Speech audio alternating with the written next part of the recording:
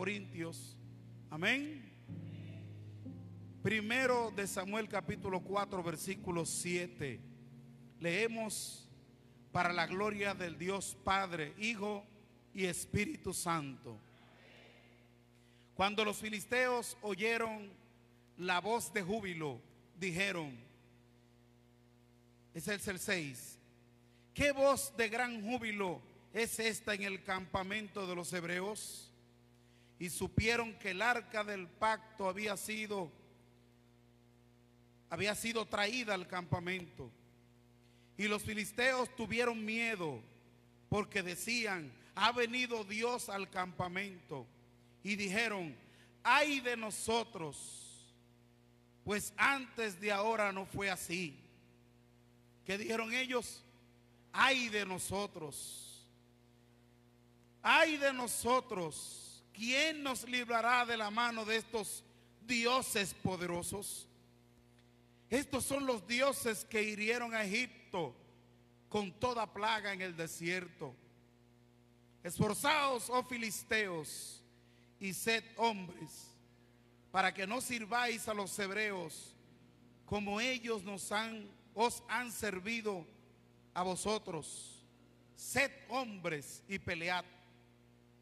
Pelearon pues los filisteos, e Israel fue vencido, y huyeron cada cual a sus tiendas, y fue hecha muy grande mortandad. ¿Qué fue hecha? Pues cayeron de Israel 30,000 hombres de a pie, y el arca de Dios fue tomada. ¿Qué tomaron los filisteos? Y el arca de Dios fue tomada. Y murieron los dos hijos de Elí, Ofni y Fines. Y corrieron de la batalla un hombre, y corriendo de la batalla un hombre de Benjamín llegó al mismo día a Silo, rotos sus vestidos y tierra sobre su cabeza. ¿Cuánto le dan gracias al Señor por la palabra de Dios? Lámpara es a mis pies tu palabra y lumbrera mi camino, decía el salmista. Padre, gracias en el nombre de Jesús.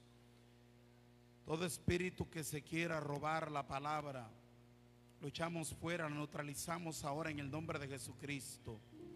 Toda distracción, toda conversación, toda idea que surja ahí en el asiento y que quiera compartirla con alguien, Dios mío, sujétala en el nombre de Cristo para que no haya distracción mientras predicamos tu palabra. Permíteme a mí también no distraerme y poder concentrarme en tu palabra, no en mí, no en el ambiente, no en el escenario, no en la cámara. En el nombre poderoso de Jesucristo. Aleluya, gracias. Y al nombre de Cristo. Pueden sentarse los valientes que se quedaron de pies. No es que los demás no sean valientes, pero aleluya. Recuerden que hubo 300 que se quedaron de pie viviendo el agua, y otros se cansaron. Pero gloria a Dios. ¿Cuántos aman la presencia de Dios?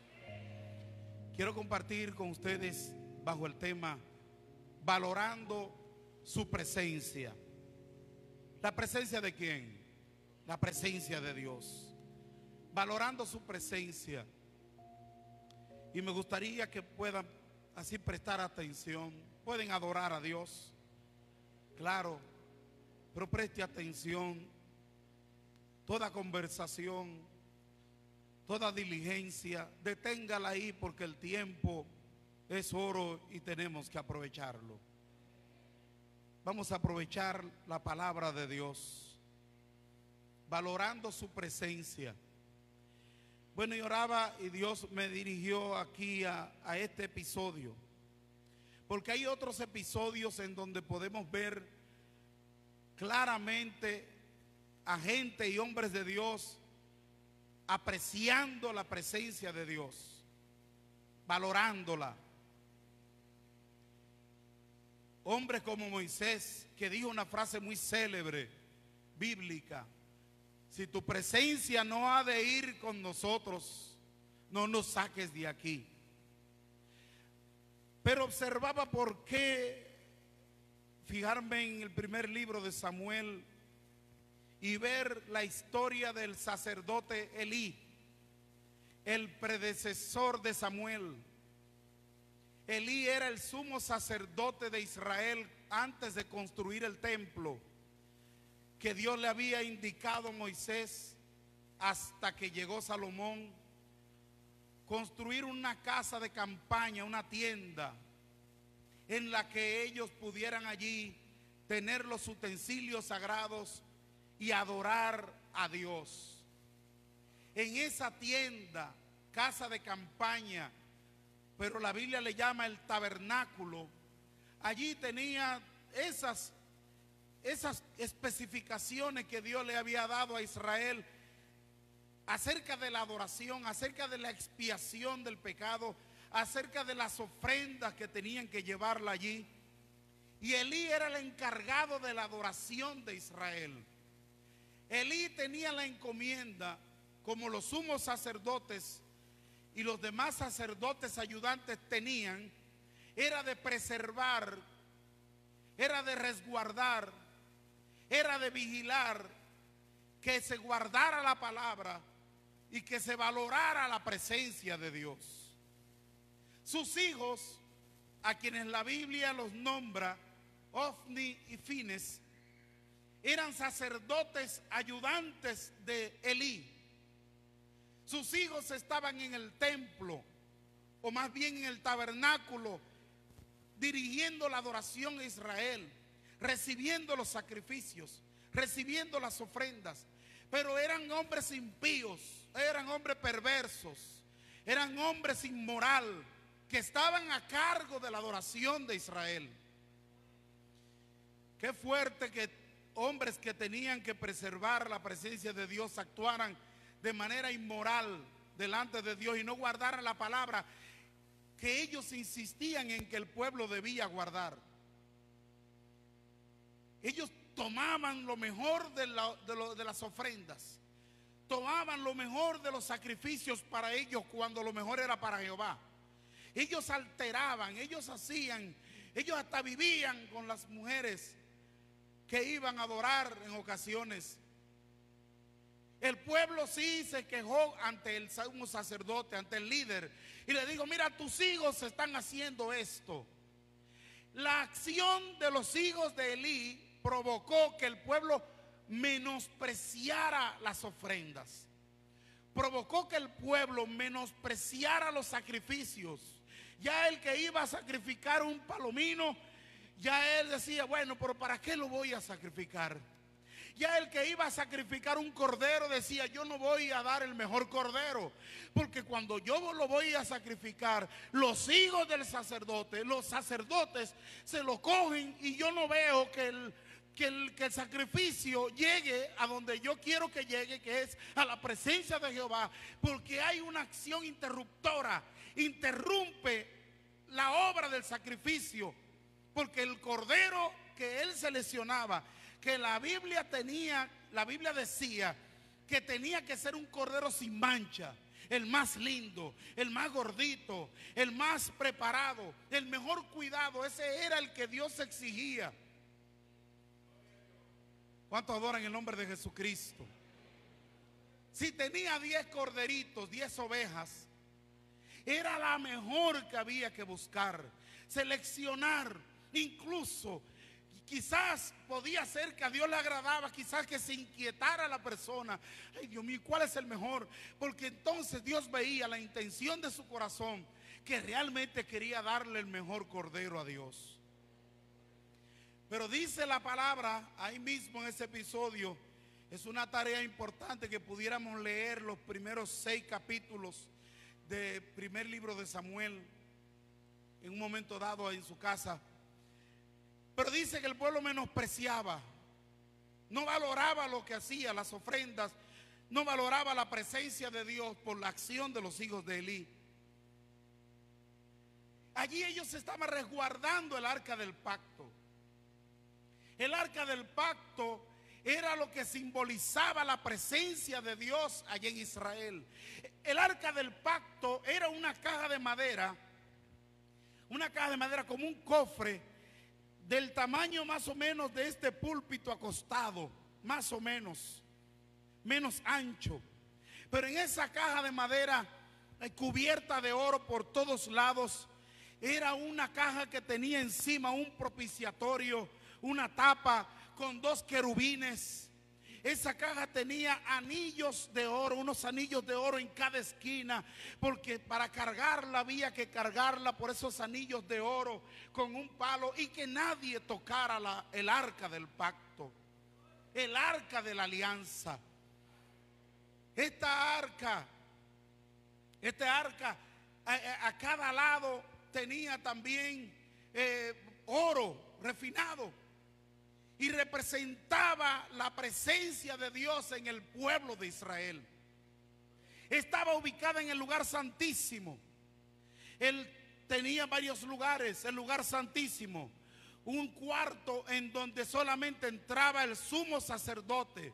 En ese cuarto se presumía que estaba la misma presencia de Dios, y quien entraba allí, aquel cuarto, aquel aposento, tenía que entrar amarrado y tenía que tener campanitas, porque si entraba en defecto, si entraba en pecado, moría.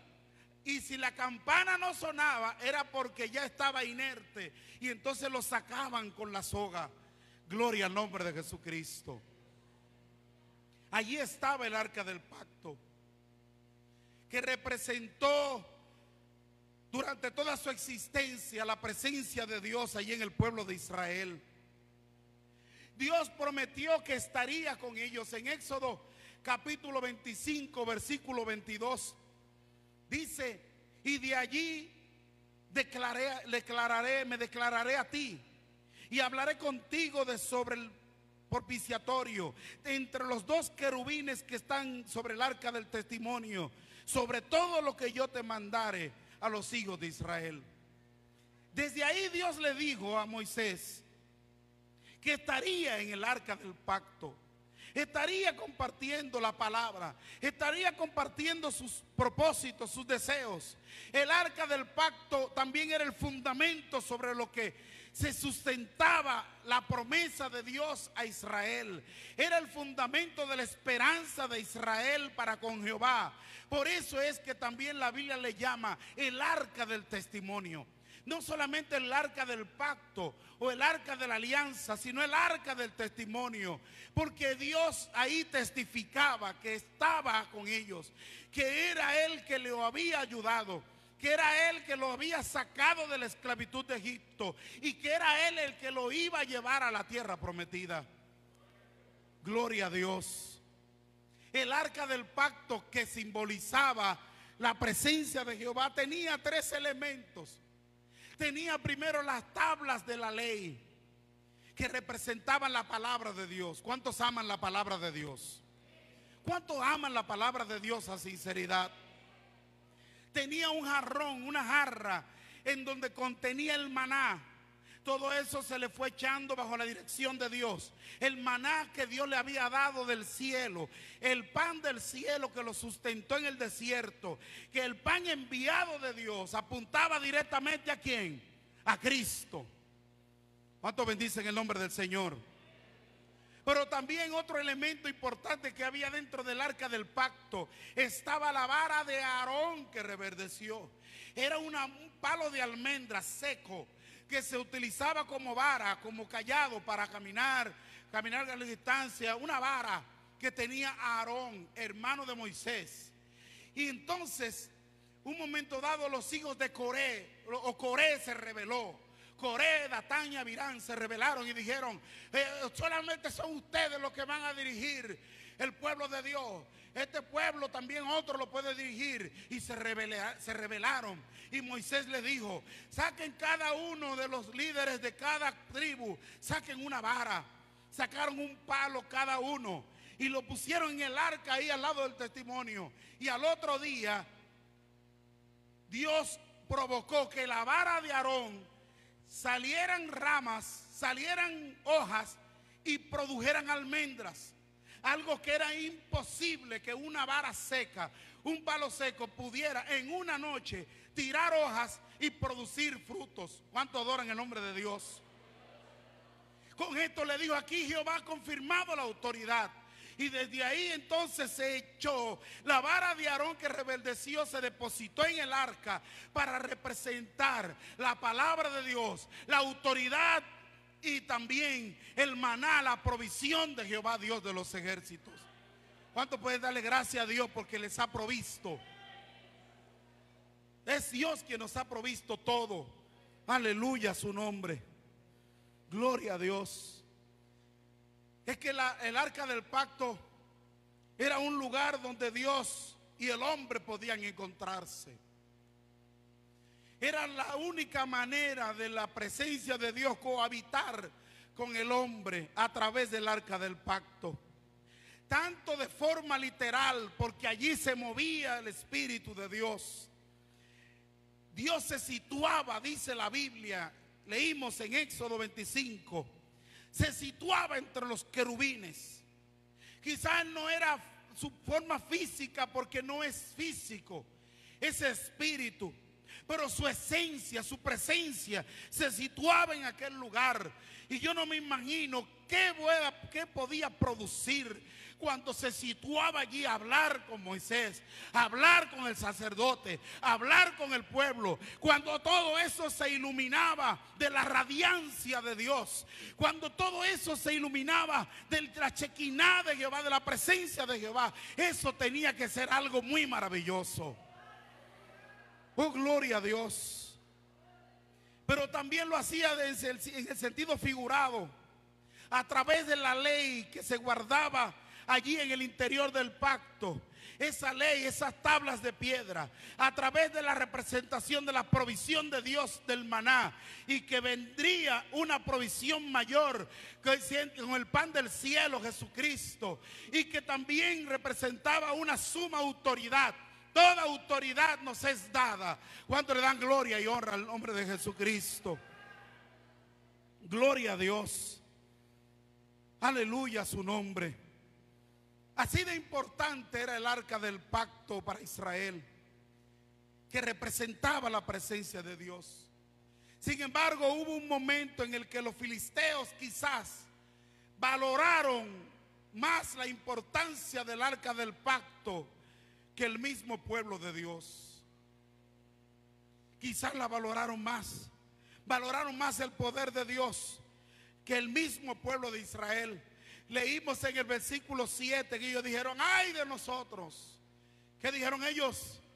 Ay de nosotros, allá nos embromamos, sin mencionar la palabra popular que dicen para sustituir esa. Nos fuimos a pique. Y los filisteos tuvieron miedo, dice el versículo 7, porque decían, ha venido Dios al campamento. ¿Cuánto adoran el nombre de Jesucristo? Ay de nosotros, pues antes de ahora no fue así. Ahora ha venido Dios al campamento.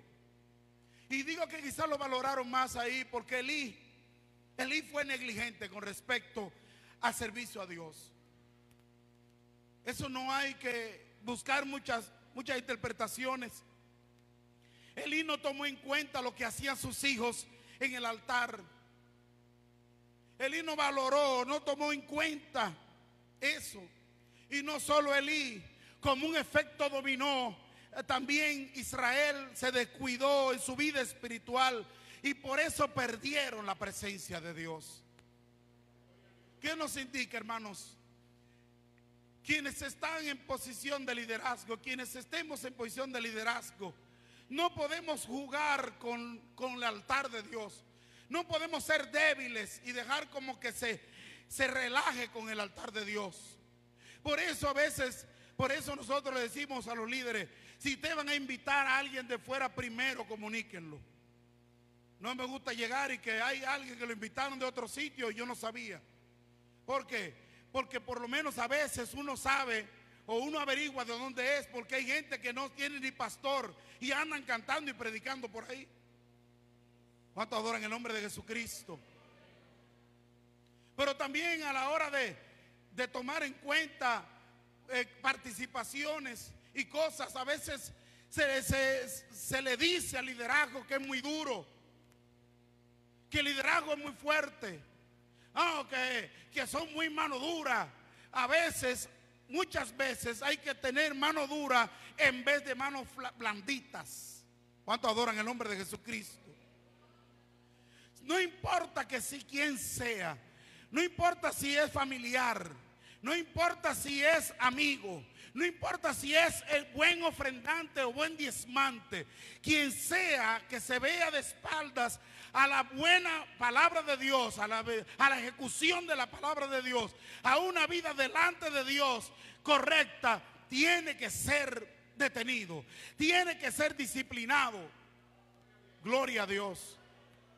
Porque ahí es que está la vara de Aarón que reverdeció.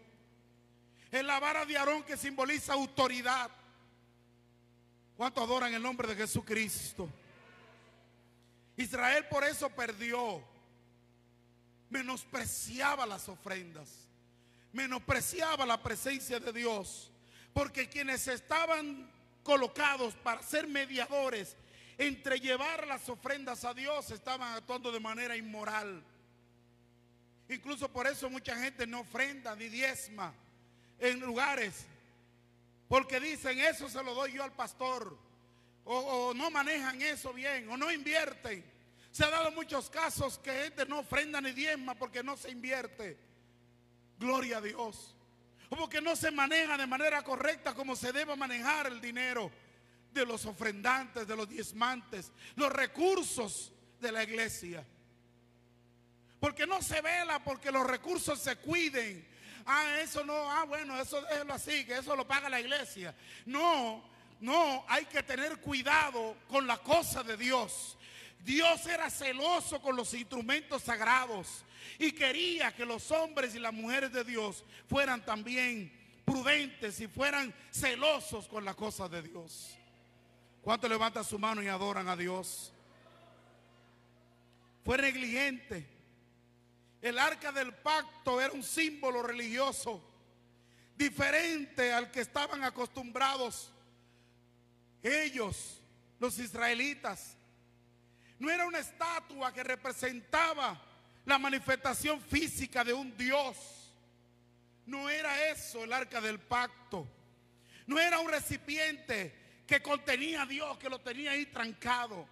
Gloria a Dios. Como llegaron a creer que el templo era un recipiente donde contenía a Dios y no se podía adorar. Y cuando Jesús se llega a la samaritana y comienza la discusión teológica de dónde adorar a Dios, y Jesús le dice: llegó la hora y la hora es, viene la hora y la hora es en que los verdaderos adoradores adorarán al Padre en espíritu y en verdad. Porque Jesús llegó a comprender que la presencia de Dios no estaba en un cofre, que la presencia de Dios no estaba en una caja. Jesús vino a instituir que la presencia de Dios fuera trasladada de un espacio físico a un corazón de carne. ¿Cuántos adoran a Dios? Aleluya. Ellos olvidaron la esencia del arca. Ellos olvidaron que el arca del pacto sería una representación de la presencia de Dios para ellos. Pero solamente iba a habitar la presencia de Dios solo si ellos se apegaban a guardar la palabra de Dios. No era algo mágico, no era una caja mágica, no era una estatua a la cual mirar o adorar. Iba a habitar la presencia de Dios solo si se guardaba la palabra de Dios. Es por eso que el enemigo logra el permiso de Dios. Dios permite que los filisteos secuestren el arca del pacto. Oiga, y el día que fue secuestrada el arca del pacto por los filisteos fue el día más duro para Israel. Se golpeó el orgullo de Israel. Fue un golpe fuerte para esa nación que le robaran el arca del pacto. Pero en ese tiempo Hubo dificultades, hubo situaciones, pero lo más difícil para ellos fue perder el arca del pacto, porque ellos decían: hemos perdido la presencia de Dios. Aleluya. ¿Cuánto levanta su mano y adora en el nombre de Jesucristo? Oh, gloria a Dios. Y Dios lo que le quiso demostrar: ustedes pierden la presencia porque han infravalorado mi presencia, porque han ignorado mi poder, porque han ignorado mi palabra, porque se han apartado de lo que yo le dije, porque han preferido adorar otras cosas antes que a mí. Ese era el mensaje que Dios le transmitía, el mensaje simbólico al perder el arca. Y le demostró: oigan, el arca volverá. El arca volverá. Es como si Dios se lo dijera. Quiero parafrasear: el arca volverá, pero yo le voy a demostrar que lo que mueve la presencia de Dios del arca es la vida de ustedes. Hubo hombres de Dios que se movieron, que Dios lo usó, que hablaron de Dios sin el arca. Porque después que el arca fue secuestrada, que le dieron la noticia a Elí estaba gordo y cayó de espaldas y se desnucó. Fue golpeado el corazón de Israel cuando le robaron el arca. Pero luego llega Samuel, hombre de Dios. Samuel ministraba en el altar. Samuel le hablaba a Dios. Fíjense que con los tiempos de Elí no había visión con frecuencia y la palabra de Dios se escaseaba. Cuando no se guarda la palabra de Dios se escasea. Escasea. Aunque la tengamos físicamente, escasea la palabra de Dios. Y Samuel, Dios le habló. Dios habló mucho con Samuel. Samuel guió al pueblo de Israel. Lo llevó, pasó el reinado de Saúl y ahí estaba Samuel entregado.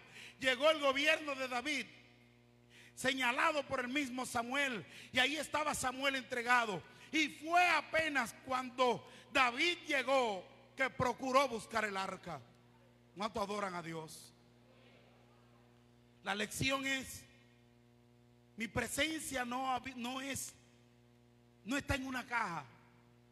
Esa caja es símbolo de mi presencia, pero esa caja se mueve solo si ustedes guardan mi palabra, solo si ustedes obedecen mi palabra, solo si siguen las reglas del juego, solo si le prestan atención a todo lo que yo digo. Gloria a Dios para siempre. ¿Cuánto levantan su mano y adoran a Dios? Olvidaron la esencia del arca. Olvidaron que la presencia de Dios no dependía de la caja, sino de su vida espiritual. Oh, gloria a Dios. Sabe que nuestras acciones son las que determinan la permanencia de Dios en nosotros. Nuestros actos determinan si sentimos o no la presencia de Dios. La presencia de Dios no se valora cuando no observamos la presencia de Dios. Estamos infravalorando, estamos menospreciando la palabra de Dios, la presencia de Dios, la presencia del Espíritu, cuando no andamos según su palabra. Gloria a Dios. Cuando no vivimos en santidad, cuando hablamos mentiras descaradamente, infravaloramos la presencia de Dios. Cuando hablo mentira, yo estoy menospreciando la presencia de Dios en mi vida. Ay, no, pastor, son mentiritas blancas, porque usted sabe que uno se le zafa. A todo el que se le zafa mentiras es porque habla mentiras. ¿Cuántos adoran a Cristo? ¿Cuántos están guapos? Nosotros menospreciamos la presencia de Dios cuando hablamos mal de un hermano o de una hermana. Ahí menospreciamos la presencia de Dios. Estamos menospreciándola. Cuando actuamos de manera irrespetuosa contra Dios, contra los hermanos, contra la misma obra de Dios. Gloria a Dios. ¿Cuántos bendicen el nombre del Señor Jesucristo? Cuando guardamos rencor, menospreciamos la presencia de Dios. Aleluya. Gloria a Dios. Porque la presencia de Dios no está en una caja ni en el templo. La presencia de Dios no está en una Biblia. Es una Biblia grande, una Biblia negra buena, o una Biblia cara, o una Biblia de estudio bien cara. Ahí no es que se encuentra la presencia de Dios. La presencia de Dios no está en que yo ande con una Biblia. La presencia de Dios no está en que yo tenga una falda larga. Bueno, yo no. ¿Cuántos adoran a Dios? No está en una falda larga, ni un rostro seco. Y fíjense que es bueno tener una buena Biblia. ¿Cuántos creen que es bueno? ¿Cuántos saben que estamos en el mes de la Biblia? Es bueno tener una vestidura formal, adecuada a un siervo, una sierva de Dios. Es bueno venir al templo. Y la presencia de Dios no está en cuántas veces viene al templo. Y es bueno venir cuantas veces sea necesario. Fíjense aquellos que no pueden ir al templo, cuánto valoran ir a un templo. Que le abran la puerta y están todos los días metidos en el templo porque el gobierno les impedía ir a un templo. Naciones que está prohibido dar cultos varias veces a la semana y le permiten solo un día. Yo estaba acostumbrado a reunirse en casas. En casa, le tuviera parar en casa porque solamente un día. El día que le abran, quieren estar todos los días en el templo, como diría David. Como David exclamó en un momento dado, que quisiera estar en la casa de Jehová y allí adorar a su Dios. ¿Cuánto levanta su mano y adora en el nombre de Jesucristo? La presencia de Dios no depende de una buena chacabana, de un saco o de una corbata. No es de ahí que depende mantener la presencia de Dios. Aleluya.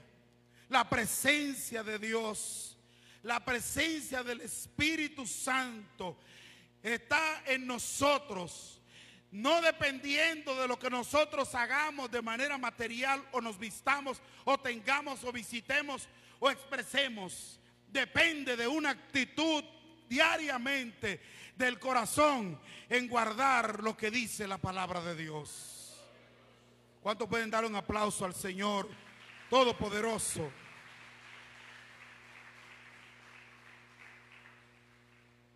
Gloria a Dios, porque nosotros somos templo del Espíritu. El apóstol Pablo dijo en 2 de Corintios 6:16, pues nosotros somos templo del Espíritu, templo del Dios viviente. Así lo ha dicho Dios mismo: habitaré y caminaré en medio de ellos. Yo seré su Dios y ellos serán mi pueblo. Ahí está la presencia de Dios en nosotros. Tú estás llamado a aportar la presencia de Dios. Tú estás llamado a aportar a Dios. Tú estás llamado a reflejar a Dios a través de ti. ¿Cuánto adoran en el nombre de Jesucristo? Es importante la presencia de Dios. Hay que valorarla. Sí. La presencia de Dios es de vital importancia para la vida de nosotros. Dile al que está a tu lado, la presencia de Dios es vital para tu vida. Es vital para tu vida. Es vital. Algo vital es algo imprescindible. Algo vital es algo sumamente necesario. Fue por eso que Moisés dijo: Señor, mira, si tu presencia no ha de ir conmigo, no nos saques de aquí. Déjanos morir en el desierto. ¿Cuánto alaban el nombre de Jesucristo?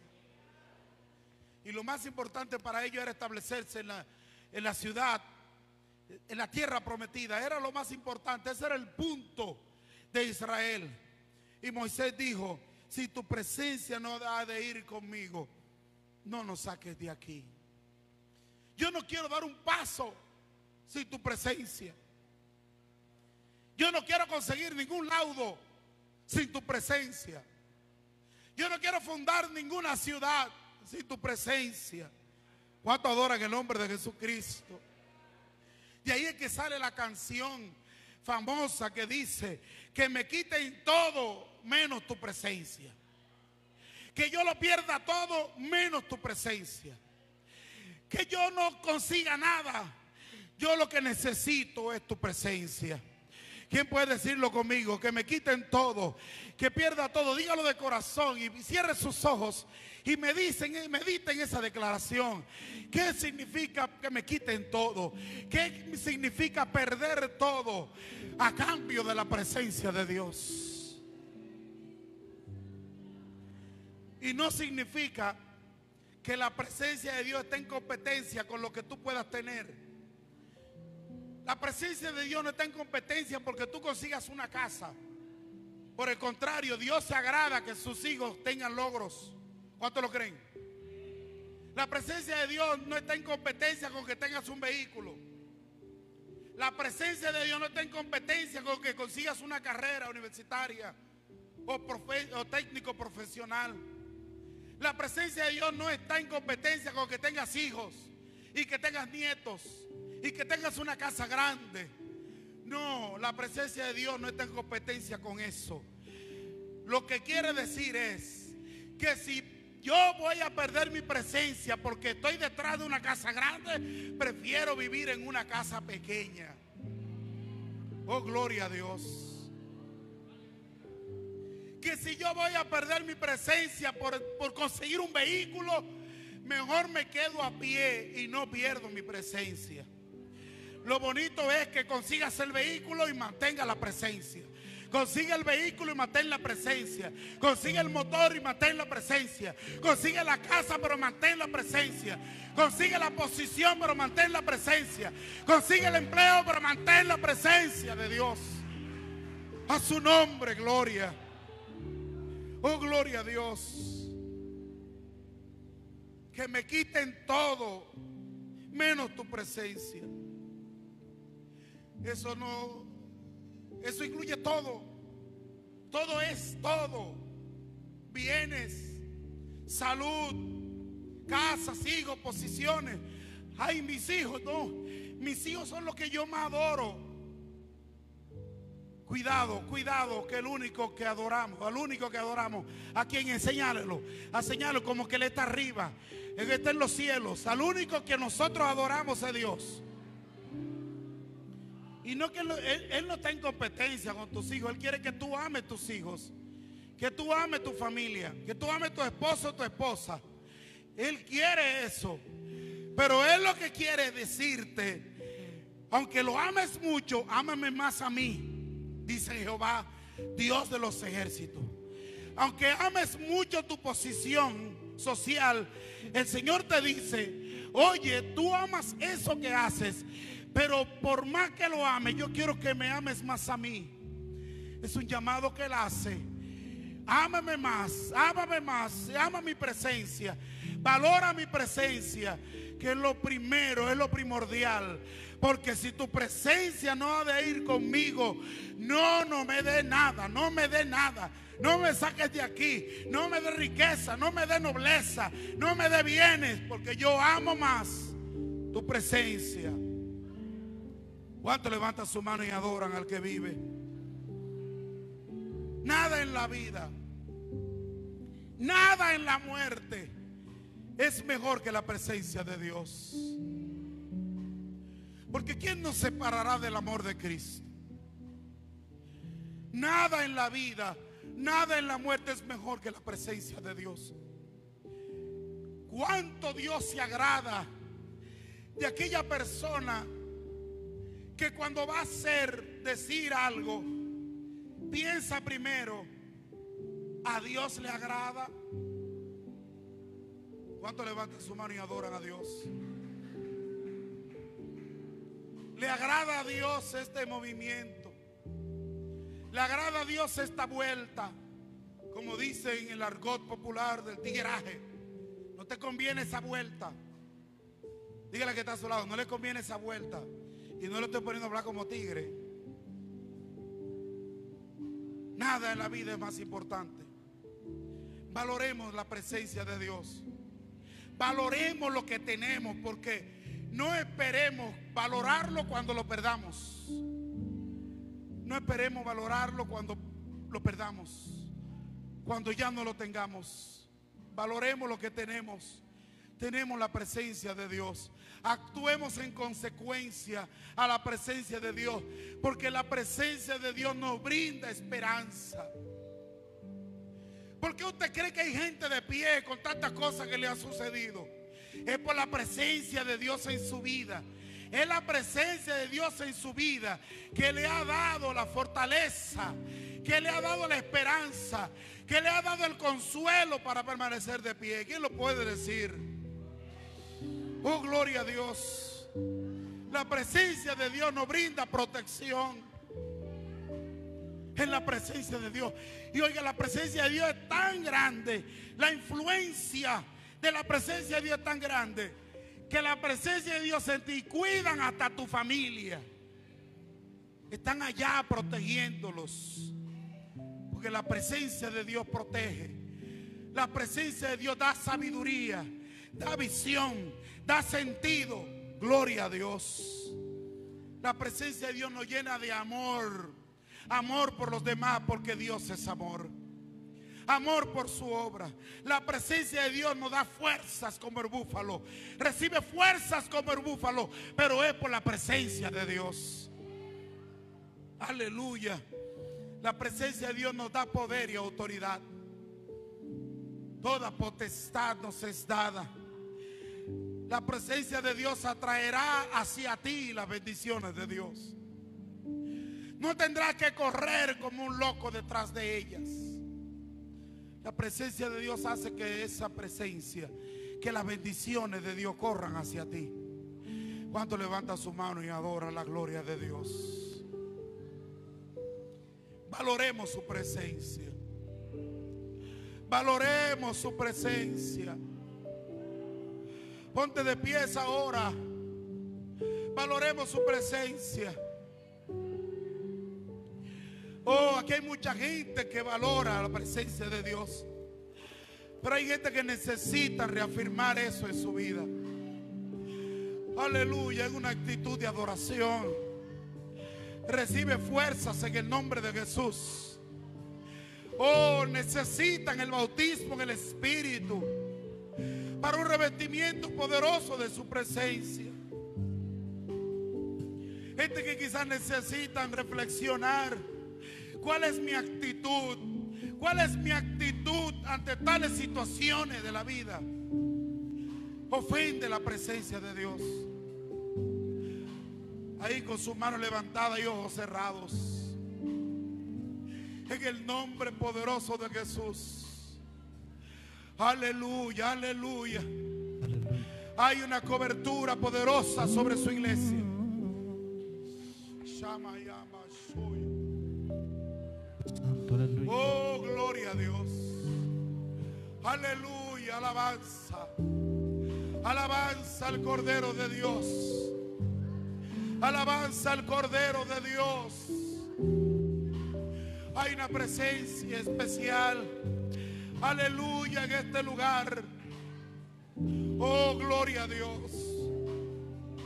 Necesitamos la presencia de Dios.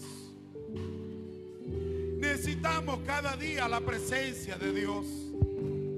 Necesitamos cada día. Iglesia, no descuidemos la presencia de Dios. Nuestra vida depende de ello. Mi vida depende de la presencia de Dios. Mi vida depende de eso. Tu vida depende de la presencia de Dios. En el nombre de Jesús. Aleluya. Quizás hay gente que están expuestos a mayores situaciones. Aún más ahí necesitas la presencia de Dios. Díselo al Señor ahí con tus labios. Siente que estás indiferente a la cosa de Dios. Siente que has bajado un poco. Posiblemente haya un descuido de la presencia de Dios. De mis errores eres redentor. Y rabasoya que anda la De mi En el nombre de futuro Jesús. eres el guardador. Oh, Dios sostiene brazos ahora. Tu presencia. Dios sostiene manos es levantadas. el cielo. Dios sostiene manos levantadas ahora. Dios sostiene manos levantadas ahora. En el nombre de Jesús. En el nombre de Es Cristo. el cielo. En el nombre de Jesucristo. Para mí. Oh Cristo, tu presencia es el cielo para mí. Ratificamos ese pacto. Oh, ratificamos ese pacto con Dios. Tu presencia De velar por su presencia. es el cielo. Aleluya. Para mí. Yo quiero que los líderes pasen aquí adelante. Los diáconos y líderes de ministerios. Pasen, me acompañen aquí. Nosotros ratificamos el compromiso de la presencia de Dios en esta casa.